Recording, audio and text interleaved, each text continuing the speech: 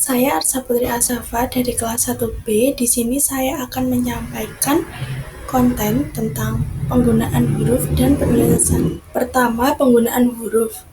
A. Huruf kapital. Huruf kapital digunakan sebagai huruf pertama awal kalimat. Yang kedua, huruf kapital digunakan sebagai huruf pertama unsur nama orang termasuk julukan. Yang ketiga, huruf kapital tidak digunakan pada nama orang dalam bentuk satuan. Contoh, 5 ampere, mesin diesel, 10 volt. Selanjutnya, huruf kapital tidak digunakan untuk menuliskan huruf pertama yang bermakna anak dari seperti bin, binti, boru, dan van. Selanjutnya, huruf kapital dipakai dalam petikan langsung. Contohnya, adik bertanya, kapan kita pulang? Yang keenam, huruf kapital dipakai sebagai huruf pertama setiap kata agama, kitab suci, dan Tuhan, termasuk sebutan dan kata ganti untuk Tuhan. Contohnya, Allah akan menunjukkan jalan kepada hambanya, Al-Quran. Yang ketujuh, huruf kapital digunakan sebagai huruf pertama unsur nama gelar, kehormatan, keturunan, keagamaan. Contoh, Sultan Hasanuddin. Yang kedelapan, huruf kapital digunakan sebagai huruf pertama unsur nama gelar, kehormatan, keturunan, keagamaan, profesi, serta nama jabatan.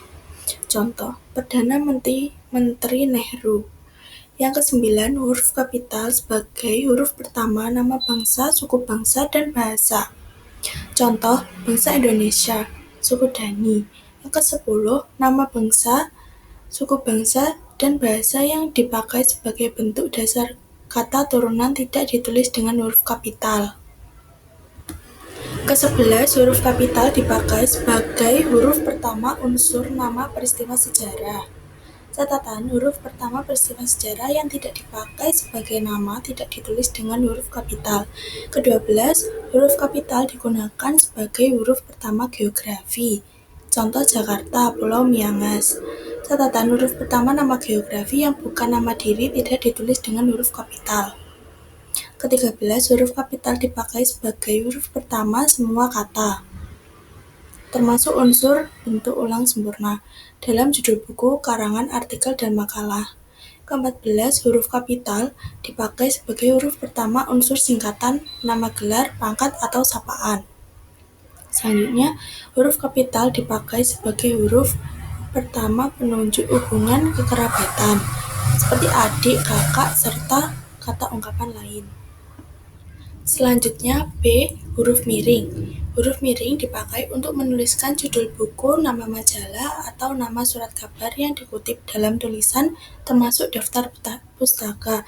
Yang kedua, huruf miring dipakai untuk menegaskan atau mengkhususkan huruf bagian kata, atau kelompok kata dalam kalimat. Ketiga, huruf miring dipakai untuk menuliskan kata atau ungkapan dalam bahasa daerah atau bahasa asing. Catatan seperti bawah ini. Yang C, penulisan singkatan, akronim, dan angka dalam teks. Pertama, singkatan nama orang, gelar, sapaan, jabatan, atau pangkat diikuti dengan titik. Yang kedua, singkatan yang terdiri atas huruf atau huruf awal setiap kata, nama lembaga pemerintahan, dan ketatanegaraan, lembaga pendidikan, badan atau organisasi, serta nama dokumen resmi ditulis dengan huruf kapital tanpa tanda titik.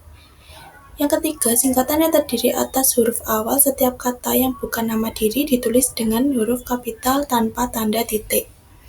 Yang keempat, singkatan yang terdiri atas huruf atau lebih diikuti dengan tanda titik. Yang kelima, singkatan yang terdiri atas dua huruf yang lazim dipakai dalam surat menyurat diikuti tanda titik. Keenam, lambang kimia, singkatan satuan ukuran, takaran, timbangan, dan mata uang tidak diikuti tanda titik. Yang ketujuh, akronim nama diri yang terdiri atas huruf awal setiap kata ditulis dengan huruf kapital tanpa tanda titik. Keenam, akronim nama diri yang berupa gabungan suku kata atau gabungan huruf dan suku kata dari deret kata ditulis dengan huruf awal kapital. Akronim bukan nama diri yang berupa gabungan huruf awal dan suku kata ditulis dengan huruf kecil. 1. Bilangan dalam teks yang dapat dinyatakan dengan satu atau dua kata ditulis dengan huruf, kecuali jika dipakai secara berurutan seperti perincian. Kedua, apabila bilangan pada awal kalimat tidak dinyatakan dengan satu atau dua kata, susunan kalimatnya diubah. 3. Angka yang menunjukkan bilangan besar dapat ditulis sebagian dengan huruf supaya lebih mudah dibaca.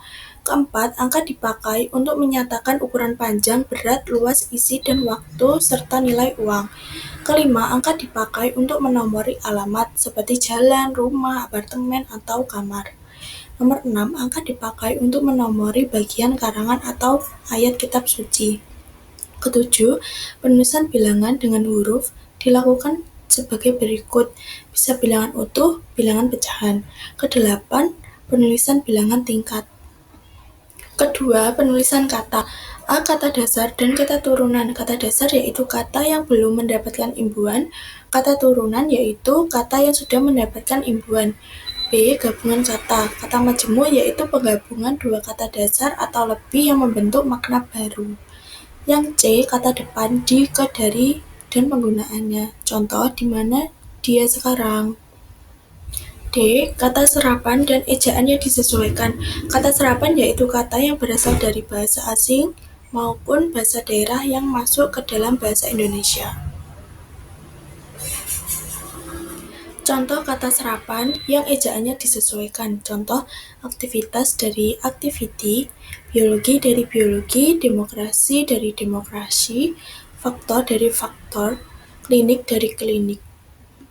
Sekian penyampaian teori dari saya. Jika ada salah kata, saya mohon maaf yang sebesar-besarnya. Assalamualaikum warahmatullahi wabarakatuh.